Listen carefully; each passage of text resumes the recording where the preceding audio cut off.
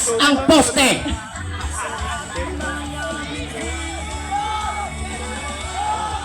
So, importante din ang communication with this, no? Ayan! So, na-shoot na ng taga Visayas ang poste! Bilis, Visayas! Hataw, Mindanao! Yun, grabe yung Luzon. Concentrated sila. Oo. Oo, parang Voltes 5 formation ang Luzon. Parang systematic ang kanilang pag-erect ng poste.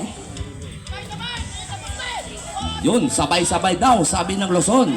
So, sabi nga nila, hindi naman pabilisan. Safety is our Pero yung Mindanao, priority. binabaon na nila ang nakatayong poste. Ganon din ang Visayas, Ma'am Duan.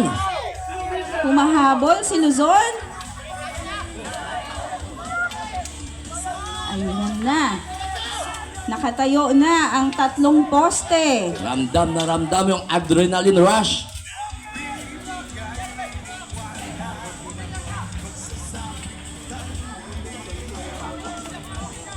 Yes po. Seconds lang. Yan, bilis, bilis! Seconds lang ang diferensya.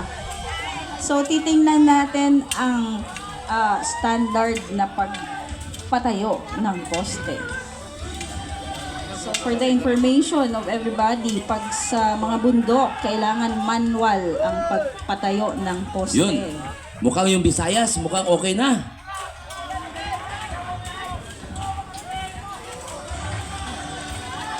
Ayan na. Si Mindanao ang nangunguna. Talagang hindi mo masasabi kung sino talaga yung mas mabilis. Yes.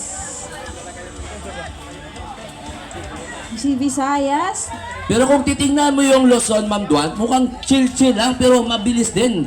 Maayos at mabilis. yes sir.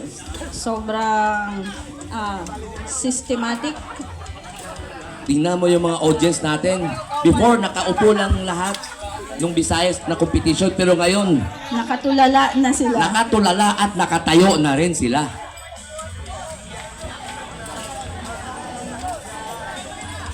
So we have still ample time tapusin ang pole erection.